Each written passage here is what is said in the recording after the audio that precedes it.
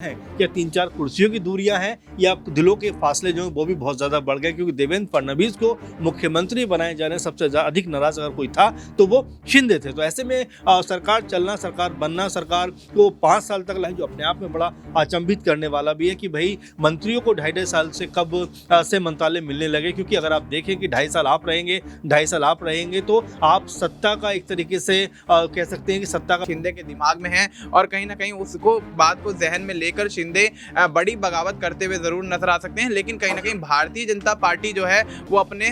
जो सहयोगी दल है उनके साथ वादा खिलाफी करके कहीं ना कहीं एक संकेत दे रही है कि महाराष्ट्र में मंत्रिमंडल विस्तार को लेकर पेच अभी भी नहीं सुलझ पाया है।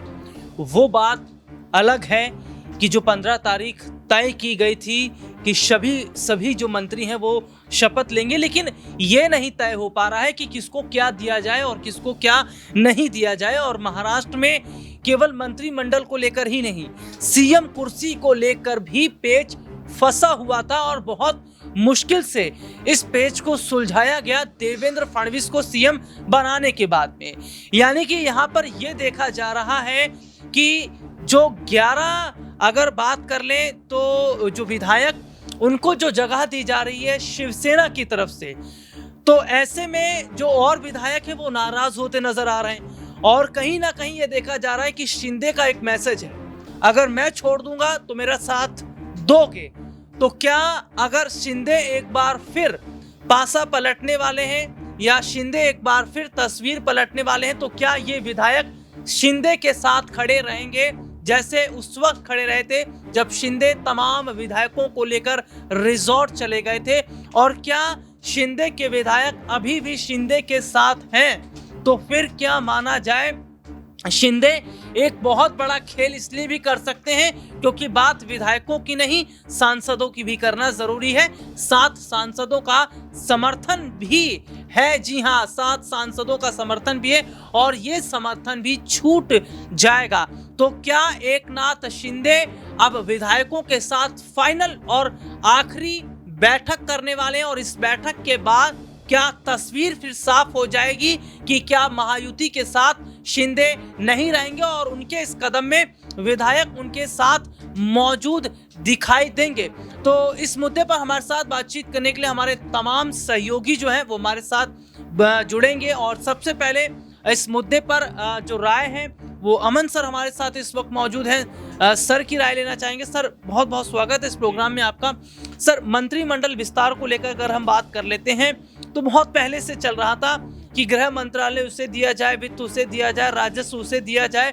लेकिन अब ये देखा जा रहा है कि जो पहले इधर उधर बांटा जा रहा था, यह है कि शिंदे का कहीं रोल ही नहीं है, ना गृह मंत्रालय मिल रहा है, ना वित्त, ना राजस्व, और उनके जो अपने करीबी लोग हैं उनको भी बहुत कम अगर कहा जाए तो जगह मिलती नजर आ रही है। तो क्या ऐसे में बहुत बड़ा जो नुकसान है वो महाराष्ट्र में शिंदे को होता नजर आ रहा है? देखिए, पहली बात तो जिस तरह से महाराष्ट्र में लगातार जो गतिरोध बना हुआ था राहुल, वो कम से कम अब समाप्ति की तरफ दिखाई पड़ता है। लेकिन क्या वास्तव में ये तस्वीर जो दिखाई जा रही है, बनाई जा रही है, वो वैसी ही है या इसके पीछे कोई और कहानी नजर आती है? आपने देखा कल जब मंत्रिमंडल का गठन होने वाला था तो ठीक पहले शिंदे के एक बड़े नेता यानी कि देवेंद्र ने नरेंद्र ने जिस तरह से इस्तीफा दिया, उसके बाद ये कहा जाने लगा कि भाई क्या वाकई में शिंदे गुट के अंदर सब कुछ ठीक ठाक है और क्या बीजेपी के जो सहयोगी दल हैं, क्योंकि आपने देखा कि 2.5 साल का मंत्रालय उनको दिया गया है, जो अपने आप में बड़ा अचंभित करने वाला भी है कि भाई मंत्रियों को 2.5 साल से कब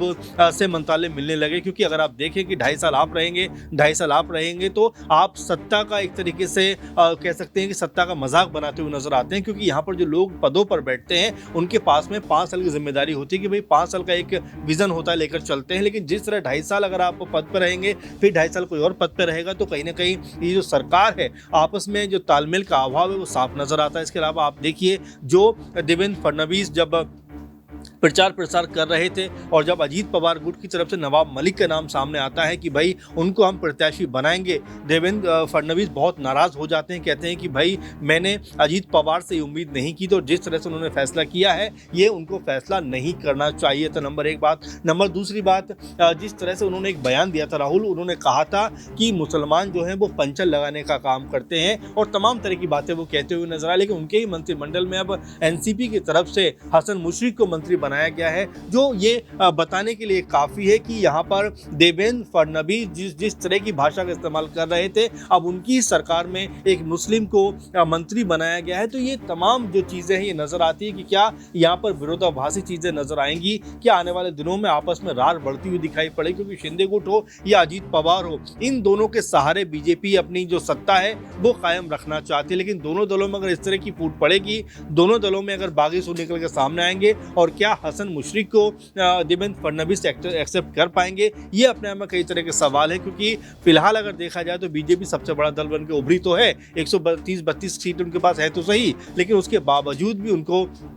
यहाँ पर सहारे की ज़रूरत है। जैसे केंद्र में हम देखें कि 240 बीजेपी लेकर आती है, लेकिन 272-73 तक पहुँचने के लिए उनको सपोर्ट और सहारे की ज़रूरत है। तो ये अपने आप में चीज़ें बन जाती है कि उनको दबाव में आना पड़ता है, क्योंकि देवेंद्र फडणवीस जिस तरह की भाषा का प्रयोग कर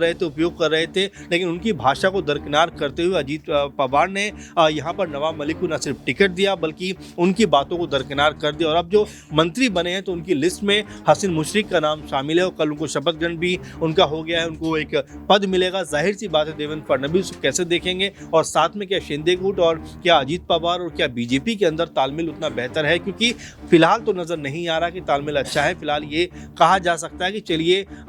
तमाम कह सकते हैं गिले शिकवे को दूर करते हुए सरकार का गठन किया गया है, क्योंकि 22-23 दिन के बाद मंत्रिमंडल का गठन होना ये बताता है कि अंदर खाने में सब कुछ ठीक ठाक नहीं है। सर, बीजेपी की तरफ से अगर बात करें तो 20 जो मंत्री हैं उनको जगह मिलती नजर आ रही है, यानी कि ये भी देखा जा रहा है कि सीएम चेहरा भी हमारा रहेगा और मंत्रालय भी ज्यादातर हम अपने पास रखेंगे। और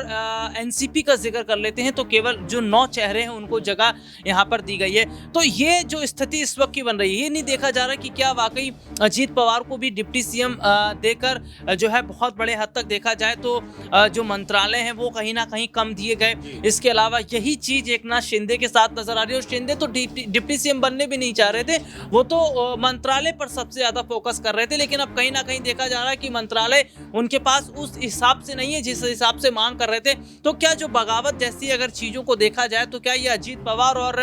एक नाथ शिंदे की तरफ से होता है, तो क्या देवेंद्र फडणवीस की जो सत्ता है वो डगमगाती नजर आएगी? ये जाहिर बात है, जैसे मैंने आपसे कहा भी कि अगर 3 दलों की बात करें तो तीनों दलों के पास जो नंबर ऑफ एमएलए हैं वो काफ़ी तादाद में दिखाई पड़ते हैं। आप अजीत पवार की बात करें 40-41 एमएलए उनके पास में, इसके अलावा आप शिंदे की बात करें उनके पास भी 56-57 एमएलए हैं। तो यहाँ दोनों जो सहयोगी दल हैं कमज़ोर नहीं है। और यहाँ पर अगर कांग्रेस पार्टी या एनडीए गठबंधन की बात करें, अगर वो 80, 90 या 100 के आसपास सीटें लेकर आ पाते तो यहाँ बीजेपी को बड़ा झटका लगता हुआ नजर आ सकता था। लेकिन जिस तरह से जो एनडीए गठबंधन है, जो महाविकास आघाड़ी गठबंधन है, जिस तरह से वो 50-60 सीटों के आसपास सिमटा, उसने कहीं ना कहीं उनकी संभावनाओं को कम कर दिया। क्योंकि अजीत पवार को लेकर लगातार ये बात पहले से भी कही जा रही थी कि अगर उनको अच्छी खासी सीटें मिलती हैं और साथ में अगर जो महाविकास आघाड़ी अगर वो 100+ के आसपास सीटें लेकर आता है तो अजीत पवार इस तरफ आने में देर नहीं लगाएंगे। क्योंकि देखिए विचारधारा की मैं बात कर रहा था, जिस तरह से बीजेपी के बड़े नेता मुस्लिमों को लेकर लगातार हमलावर रहे हैं, अभी भी आप देखिए उनकी भाषा में जिस तरह से एक समुदाय विशेष के लिए आपको कह सकते हैं विरोध नजर आता है, वो कई चीज़ों की तरफ इशारा करता है कि क्या वाकई में बीजेपी जो है हिंदुत्व की राजनीति करना ही चाहती है। तमाम जो कह सकते हैं एक रहेंगे सेफ रहेंगे, कभी कहते हैं कटेंगे तो बटेंगे। तो ये जो बयानबाजियाँ हैं बताने को काफी है कि एक समुदाय की राजनीति बीजेपी करना चाहती है, उसको फर्क नहीं पड़ता कि बाकी समुदाय उसको वोट देते हैं या नहीं देते। इसलिए देवेंद्र फडणवीस जिस तरह की बात कह रहे थे कि भाई हमें जो है जो जिस तरह से हम अगर मुस्लिम चेहरों की बात करें तो हमें मुस्लिम चेहरे नहीं चाहिए। अभी भी अगर उठाकर देखेंगे आप पूरा बीजेपी का चाहे कितने एमएलए हैं, कितने एमपी हैं, उनमें कितने मुस्लिम चेहरे हैं, तो शायद ढूंढने से आपको इक्का दुक्का चेहरे मिलेंगे। तो राजनीति और रणनीति दोनों स्पष्ट नजर आती है। अब यहाँ पर अगर खुल्लम खुल्ला अजीत पवार ने ये बात कही है कि भाई मेरी तरफ से अगर 2 कह सकते हैं एमएलए अगर मंत्री बनेंगे तो मैं उसमें एक जो नाम है वो मुस्लिम विधायक का जरूर रखूंगा। हालांकि पहले सना मलिक का भी नाम सामने आ रहा था, लेकिन फिलहाल जो हसन मुशर्रफ का नाम सामने आया, शपथ ग्रहण हो गया है। तो एक तरीके से उन्होंने बता दिया है, जता दिया है कि आप चाहे बुरा मानो या भला मानो, लेकिन मेरी जो विचारधारा है, मेरी जो पार्टी है वो अपनी आइडियोलॉजी पे चलेगी। भले ही आपका दल बड़ा हो, लेकिन मैं आपके साथ हूं, तभी आपकी सरकार कहीं ना कहीं बन रही है। इसीलिए वो अपनी जो लिस्ट है उसमें मुस्लिम का चेहरा सामने रखते हैं और बीजेपी को फिर मजबूरन उनके सामने झुकना पड़ता है। कल आपने देखा भी होगा सिटिंग अरेंजमेंट कि अजीत पवार एकदम देवेंद्र फडणवीस के पास बैठे हुए थे और शिंदे 3-4 कुर्सी छोड़कर बैठे हुए थे। तो ये बताने के लिए काफ़ी है कि जो दूरियां हैं, क्या 3-4 कुर्सियों की दूरियां हैं या दिलों के फासले जो हैं वो भी बहुत ज़्यादा बढ़ गए, क्योंकि देवेंद्र फडणवीस को मुख्यमंत्री बनाए जाने सबसे अधिक नाराज अगर कोई था तो वो शिंदे थे। तो ऐसे में सरकार चलना, सरकार बनना, सरकार को 5 साल तक लगातार चलाना मेरे ख्याल से देवेंद्र फडणवीस के लिए एक बहुत बड़ा टास्क है, क्योंकि यहाँ पर अगर शिंदे गुट नाराज होता है, इसीलिए वो अजीत पवार को मना के रख रहे हैं कि भाई अगर आपने मुस्लिम चेहरा भी दिया है तो वो हमें एक्सेप्ट है, कम से कम आप हमारे साथ हैं तो हमें सरकार गिरने का या सरकार जाने का कोई डर नहीं है। जी, बहुत बहुत शुक्रिया सर आपका। और देखिए मंत्रिमंडल विस्तार को लेकर अगर हम बात करें तो जिस तरीके का माहौल देखने को मिल रहा था, जो तस्वीरें लगातार हम देख रहे थे, वो ये जाहिर तौर पर बता रही थी कि पेच तो फंसेगा, और पेच कहीं ना कहीं फंसा भी है, क्योंकि जो मौजूदा हालात हैं वो ये बताते हैं कि शिंदे खुश नहीं है। और दूसरी तरफ अगर अजीत पवार की बात करें तो उन्हें भी डिप्टी सीएम देकर कहीं ना कहीं जो मंत्रालय हैं वो कम देना एक बहुत बड़ी बीजेपी की रणनीति बनाता है। क्या ये हरियाणा वाली तस्वीर है? मनीष भी हमारे साथ इस वक्त मौजूद हैं। मनीष, जो मंत्रिमंडल की अगर हम बात कर लेते हैं तो जो हालात हमने देखे हैं कि पहले से मामला फंस रहा था बड़े बड़े मंत्रालयों को लेकर, लेकिन अब कहीं ना कहीं जो तस्वीर है वो ये दिख रही है कि शिंदे के पास कुछ रहा नहीं और कुछ उन्हें मिला नहीं है, क्योंकि जिस तरीके से गृह मंत्रालय हो, वित्त मंत्रालय, राजस्व मंत्रालय, वो सभी मंत्रालय एक सपना जो है वो शिंदे का रह गया। और विधायकों का जिक्र कर लेते हैं तो 57 विधायक जो है शिंदे के पास, 41 अजीत पवार के पास में, फिर अजीत पवार के जो है 9 को जो है जगह दी जा रही है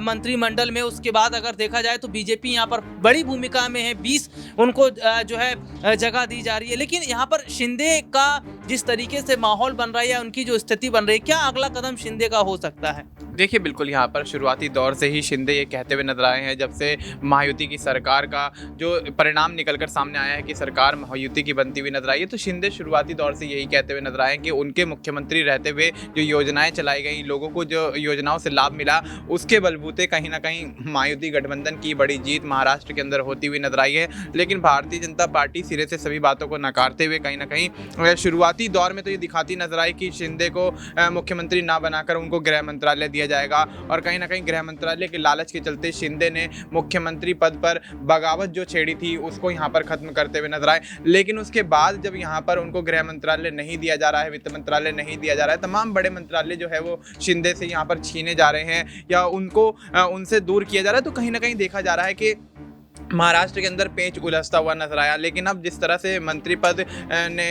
पद में जो मंत्री आए हैं उन्होंने शपथ ली है और विभागों के बंटवारे को लेकर अभी भी पेच फंसता हुआ नजर आ रहा है। शिंदे को यहाँ 11 जो मंत्रालय हैं वो देने की बात कही गई है, लेकिन स्थिति अभी साफ नहीं हुई है। लेकिन गृह मंत्रालय वाली बात अभी भी कहीं ना कहीं शिंदे के दिमाग में है और कहीं ना कहीं उसको बात को जहन में लेकर शिंदे बड़ी बगावत करते हुए ज़रूर नजर आ सकते हैं। लेकिन कहीं ना कहीं भारतीय जनता पार्टी जो है वो अपने जो सहयोगी दल है उनके साथ वादा खिलाफी करके कहीं ना कहीं एक संकेत दे रही है कि आने वाले समय में अब महायुति के अंदर एक बड़ी फूट पड़ती हुई नजर आ सकती है और कहीं ना कहीं शिंदे जो है वो बगावत करते हुए नजर आ सकते हैं। और शिंदे अगर बगावत करते हैं तो अजीत पवार जाहिर तौर पर बगावत करते हुए नजर आएंगे, क्योंकि अजीत पवार भी राजस्व मंत्रालय, वित्त मंत्रालय की मांग लगातार करते हुए नजर आए। लेकिन भारतीय जनता पार्टी सीधे तौर पर दोनों ही सहयोगी पार्टियों को कहीं ना कहीं दरकिनार कर रही है और उनको कम आंक रही है। और अब देखना यही होगा कि आने वाले समय में क्या वाकई एकजुट होकर ये तीनों ही दल रह पाएंगे या फिर बड़ी फूट यहाँ महायुति गठबंधन में पड़ेगी और इससे इसका असर क्या सरकार पर पड़ता हुआ नजर आएगा, क्या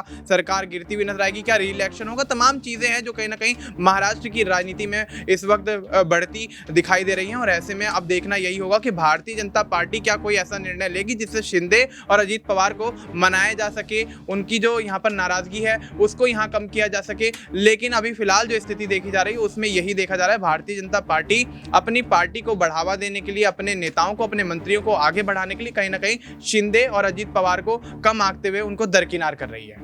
यानी कि कुल मिलाकर देखा जाए तो तस्वीर जो साफ नजर आ रही है वो ये है कि महायुति में तकरार या फिर कहें दरार तो पड़ गई है और महायुति में जो दरार पड़ गई है उसकी एक सबसे बड़ी वजह है मंत्रालयों को लेकर, मंत्रिमंडल को लेकर। और बहुत पहले से मंत्रिमंडल को लेकर पेच फंसा हुआ था, लेकिन कहीं ना कहीं ये देखा जा रहा है कि शिंदे अगर ये कह रहे हैं कि अगर वो महायुति से अलग होते हैं तो क्या इनके ये विधायक खड़े रहेंगे उनके साथ, यानी कि ये 57 जो विधायक हैं, क्या अगर शिंदे के साथ खड़े रहते हैं तो क्या ऐसे में आने वाले वक्त में महायुति की टेंशन फिर बढ़ा सकते हैं शिंदे, या फिर जो 57 विधायक हैं अगर बीजेपी उन्हें अपने साथ साधने की कोशिश करती है, क्या वो विधायक भी आधे होते नजर आएंगे? यानी कि मंत्रिमंडल को लेकर जो पेच फंस गया, या क्या इसी तरीके से आगे रहेगा? और महाराष्ट्र की राजनीति कहा जाए तो एक खिलवाड़ जिस तरीके से बना दी जा रही है कि 2.5 साल आप, ये चीजें बताती हैं कि केवल पद को लेकर, कुर्सी को लेकर ही चर्चा हो रही है और महाराष्ट्र के कामकाज को लेकर नहीं, जिसका असर महाराष्ट्र की जनता पर, उनके कामकाज पर दिखता नजर आएगा। आज के फिलहाल इस प्रोग्राम में इतना ही। आपसे फिर दोबारा मुलाकात होगी, तब तक ले जा दीजिए, नमस्कार।